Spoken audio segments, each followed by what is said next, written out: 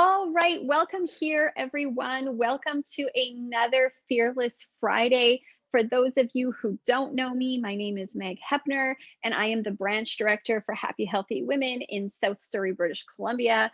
And I am just so excited to be joining you today because it's Friday, and Fridays are just good. We love Fridays, right? Obviously, we know that, but I love Friday for the reason that it's a time to celebrate. Our lives are complicated and our lives are involved, and we all have so much going on. And to be able to reach a Friday and look back over the week and just to celebrate how we showed up, what we accomplished, how we rested, how we took time for the people in our lives is a beautiful thing to be able to do. And so I'm happy to be able to do that with you for a short moment today. For those of you who don't know me, I will introduce myself a little bit and talk about the absolutely amazing organization that I am part of. And then, guys, I'm solo today. And so I asked people to give me some questions to answer. And so I have some of the questions that you guys sent in, and I'll go through them. And that will be our Fearless Friday for today. And then next week, we'll be going back to our regular interview process that we normally have. But like I said, for those of you who don't know me, I already said my name is Meg Heppner, but I am a life coach and a hypnotherapist, which is a pretty lucky thing for me to be because I am someone who is obsessed with the big questions in life. I love tackling how did I become the person that I am? What's included in my identity? What's the impact of the stories that I tell myself? All of these different big questions that we wrestle with. I love to play with them and I love to be in that process of pulling them apart, and that obsession led me to being able to be a life coach and a hypnotherapist. So not only can I do that for myself, but I get to walk that journey with other women, which is an incredibly exciting thing to be able to do. Because the point of life is to live it consciously, right? So many of us are living our lives in reactory mode or unconsciously, where we're just kind of going with whatever happens. And we have that inner power to stop and to actually build our lives consciously. And that's a beautiful, beautiful experience. For those of you who aren't as familiar with Happy Healthy Women, this is an organization that I love so much because I think it's such a cutting edge organization that's doing something really unique and new and different in the world. And that is creating spaces where women can come together and take off their masks that we wear every day, not the COVID mask, but the mask that we wear every day that says, oh, look, here I am and I have it all together. But to take that off and to just really be ourselves and to share our joys and our struggles and our life experiences and to walk the journey together. And we do that in some really incredible ways. We do that with our authentically connecting coffees, with our entrepreneur coffees, with our workshops, etc. So if this is an organization that you are somewhat more new to, I really want to encourage you to come check it out because it is well worth the time.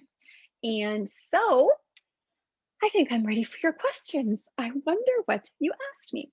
Um, I had sent this out saying, hey, you know, put your questions in. And so I downloaded them, I put them on these little cue cards, and we'll see what comes up next. So I will pick your first question. Let's see. Hopefully you started off easy.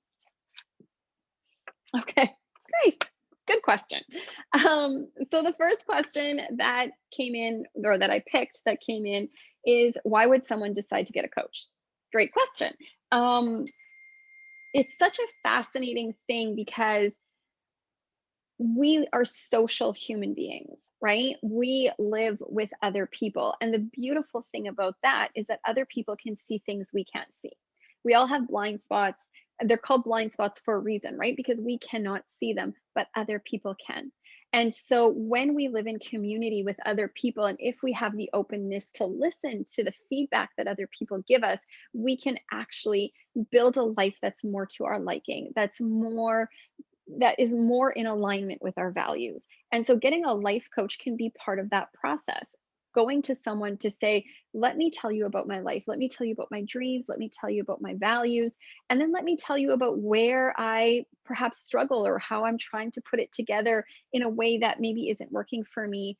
And can you help me to see something that I don't see? And in that way make me a more well-rounded human being and a human being that's more able to do the things that I want to do and to have the life that I want to have. And that's a huge reason to get a life coach. Good question. Okay, let's see what's next. I'll dig a little bit deeper here. All righty. Next question. Oh, really? Okay, this one is a little bit harder. What is the biggest challenge that you have had to overcome, and what is it that helped you? Okay, so I am 41 now, and I would say the biggest challenge that I have had in my life is this idea of speaking up.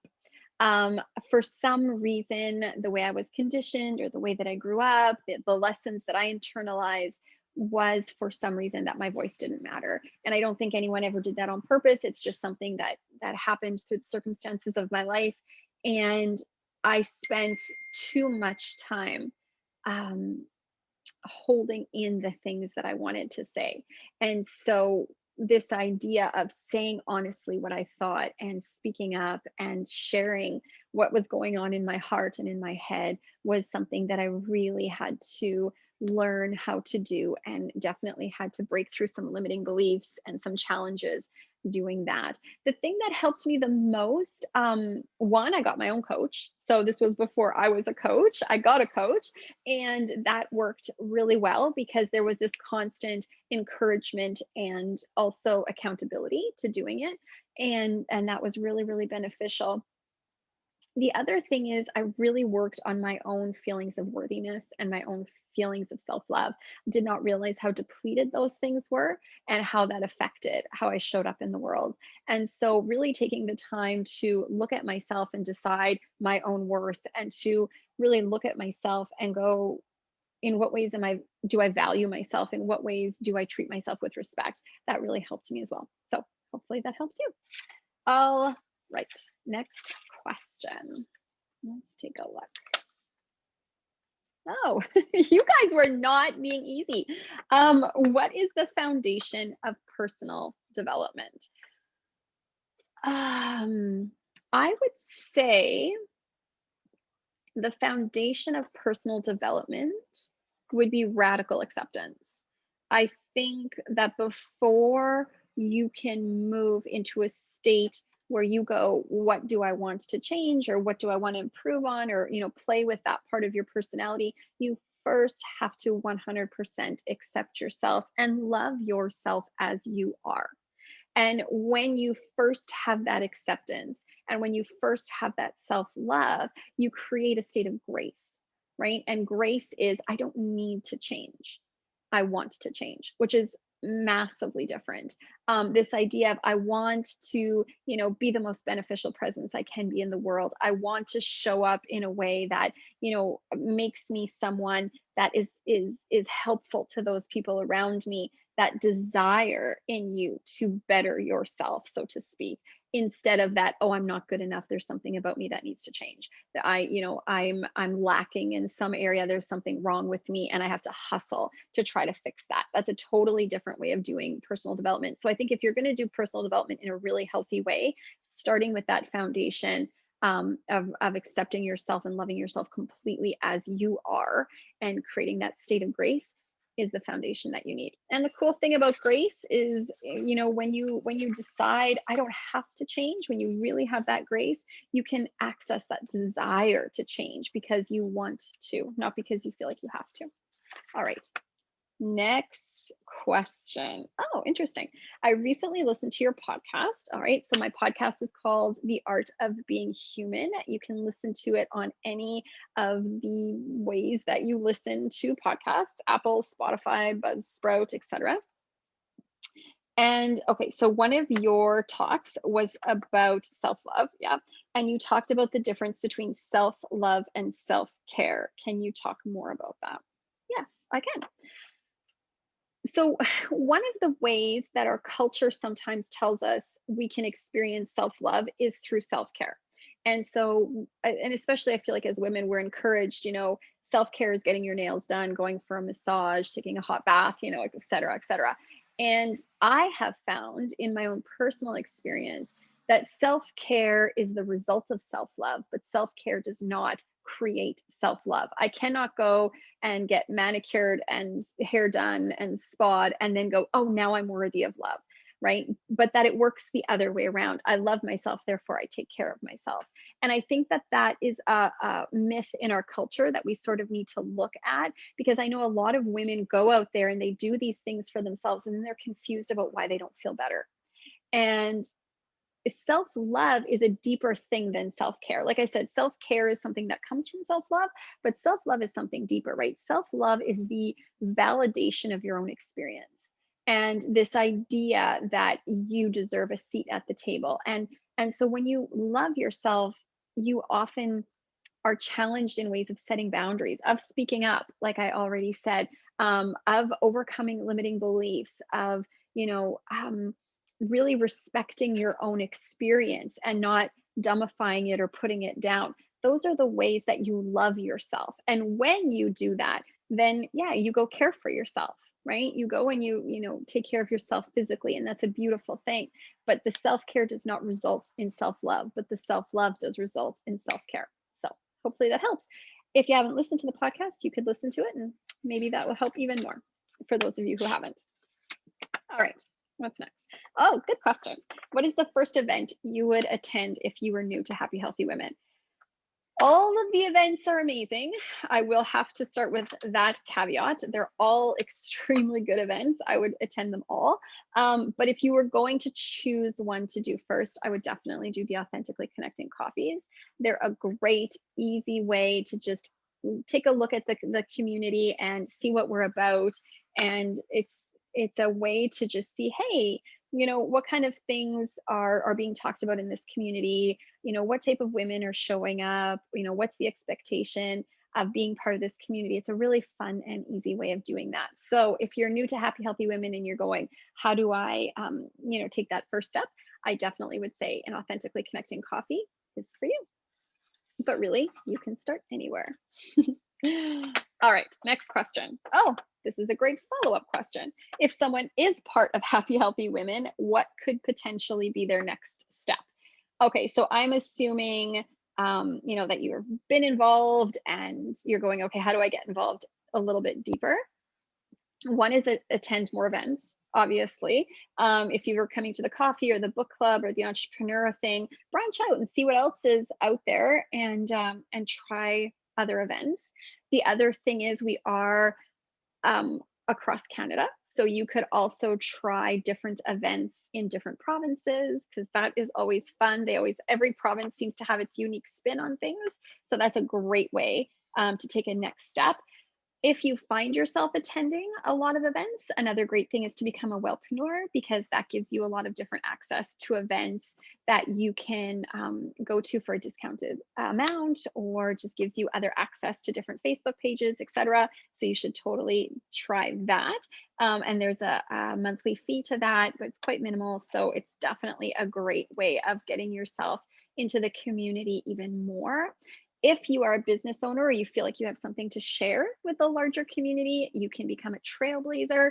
A trailblazer means that you can put on workshops and you can host events and you can really be a leader in the community, which is fun and which is also how I started. Now, if you love being a trailblazer and maybe you live somewhere where there's not a branch yet, or you want to even expand in your area, you can become a branch director, and then you can lead your own branch and set all of your own events and set how you run your Happy Healthy Women community.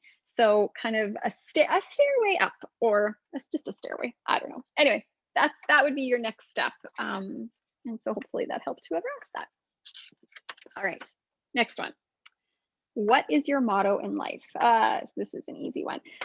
So my family and we attend a spiritual community in Seattle, and it is an interfaith community, and they have a slogan, and I have taken it on as my own, and that is life is a gift and love is the point. And that is what I try to live by. Okay.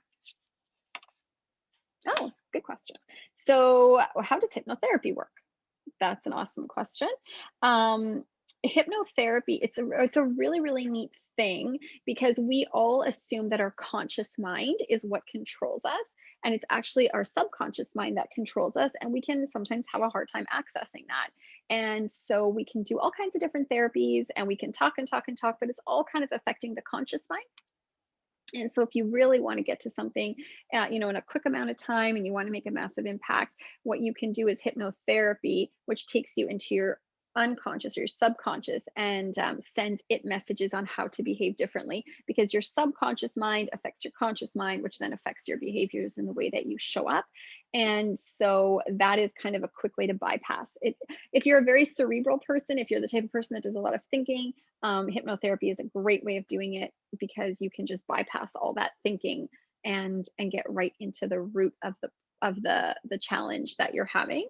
And so on a more sciencey way of explaining it is if your consciousness is on a beta vibration, which is alert and wanting to really be aware in your life, then you go into your subconscious, which is a theta vibration, which takes you more into a dreamlike state. And so you can be influenced in that dream like state without your conscious mind going, yeah, but what about this? What about that, etc. So yeah, you should definitely try it. If you've never tried hypnotherapy, it's worth a try. It's a pretty cool experience. I say that unbiasedly. All right. Good question. I want to make changes in my life, but where do I start? Okay, so that's significantly vague, but I have an answer. Um, if you want to make a change in your life, the best place to start is to check your motivation. Because some of us want to make changes because we're fear based, right? Guilty as charged. I've been there too, where I go, oh, this isn't good enough. I'm not showing up in a good enough way, et cetera, et cetera. And then we start these, or we make these changes in a fear based kind of way. And when we do that, it really doesn't solve any problems. You can change whatever you want. And if you're making those changes in a fear based way and from a fear-based motivation, you will just find you need to continue to change and change and change and improve and improve and improve and improve. So you want to check your motivation. Am I being motivated by fear or am I being motivated by love? Because love is a great desire, right? Love is this, oh, I want to do this because what a spectacular life I could have. Oh, I want to do this because what a spectacular relationship I could create, et cetera, et cetera. And that type of motivation is really beautiful. Like then you're called to something and it's you don't need to necessarily like make yourself do something because you're just called to it. You want to create something lovely and beautiful and amazing, and that's a great motivation to have. But many of us are motivated by fear, which is, oh no, this isn't good enough, I'm not measuring up. So if you're going to start, if you want to make a change, the first thing to do is check your motivation. What is driving me? And I'll say it like this: if you are being driven by fear, it feels like it feels like this. If you were walking along a path and someone came up behind you and shoved you, right? That's a really uncomfortable, jarring feeling. It's like, ugh, I don't like to be shoved, right? If any of us have had that experience, it is not fun to be shoved. And that's what being motivated by fear feels like, right? Someone shoving you and pushing you from the back. If you've ever gone for a walk and someone has come up in front of you and like reached out behind and said, hey, come on, and kind of like giving you a little bit of assistance along the way, and you're kind of just pulled forward, that's what being motivated by love feels like. You're just being pulled forward towards this thing, and that's a very pleasant feeling. And so if you're going to make a big change, check your motivation and see if you can motivate yourself by love and the beautiful thing you could create instead of by fear. All right, last question. Oh, this is a good one to end with. Will happy, healthy woman meet in person again? Yes, we will be meeting in person again. We just won't be meeting in person yet here in British Columbia. Obviously, meeting in person is amazing. We need to be in contact with each other. It's just, we're not quite ready yet. Although I know some of the branches are doing, meetings in the park and stuff like that. So if you see that and you want to attend, absolutely do that. South Surrey, we're not doing it quite yet, but it is on the agenda. And so don't worry, that will be happening. Now, for those of you who go, wait, I love meeting online, that's not changing either. And so what Happy Healthy Women offers is just growing. It's not going to be diminished. So we're going to always have an online a variation so that you can do things online, but we're also always going to have the opportunity to meet in person because we need to meet in person sometimes. Awesome. That's it. My bowl is empty. It's done. We did the questions. Thank you so much, everyone, for taking time to join us on Fearless Fridays, to be in community with us. For those of you who are already coming to events, we appreciate you and we love the opportunity to do life together with you. And for those of you who are thinking about coming, join us. We would love to have you. So I wish you all a fantastic weekend. For those of you who are in Canada, it's a long weekend. So enjoy your long weekend and we will see you again next week. Take care, everyone. Bye bye.